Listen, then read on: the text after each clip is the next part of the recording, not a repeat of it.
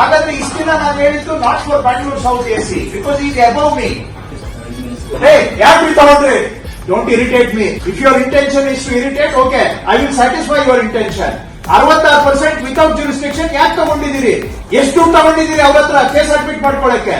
66% cases without jurisdiction you have accepted. ನಂದು ಏನಾದ್ರು understanding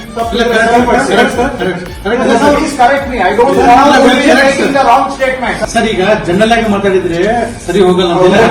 100 files ತಗೊಂಡು ನಾನು ಹೇಳಿದೆ ಸ್ಪೆಸಿಫಿಕ್ ಆಗಿ. ಬ್ಯಾಂಗ್ಳೂರ್ ಎಸಿಗಳಂದ್ರೆ ಬರೀ ದುಡ್ಡು ಮಾಡೋ ಬಿಸ್ನೆಸ್ ಅಂತ ತಿಳ್ಕೊಂಡಿದ್ದೀರಾ. ಕೇಸ ಎಲ್ಲ ಮಾತಾಡ್ತಾ ಇದೆ ನೀವು ಮಾಡ್ತಾ ಇರೋ ಕೆಲಸ. ಯಾಕ್ರಿ ತಗೊಂಡಿದ್ದೀರಿ? Very are no jurisdiction. Are you under the law, are you above the law? ಹೇಳ್ತಾ ಇದ್ರೆ ಯಾರಿಗೆ ಕೇಳ್ತಾ ಇದ್ದೇನೆ? ಶೋಕಾಸ್ ನೋಟಿಸ್ ಕೊಡಿ ಅಂತ ಹೇಳಿದೆ. ಬಹುಶಃ ಆದ್ರೂ ಅವ್ರಿಗೆ ತಲೆಗೆ ಹೋಗ್ತಾ ಇಲ್ಲ. I can't accept this indiscipline. ಅದೇ ಒಳ್ಳೆ ಮಾತಿಗೆ ಗೌರವ ಇಲ್ಲ. ಮಾತಿನಲ್ಲಿ ಹೇಳಿದ್ರೆ ಏನೋ ಕಡಕಾಯ್ತಿದ್ದಂಗೆ ಇವರಿಗೆ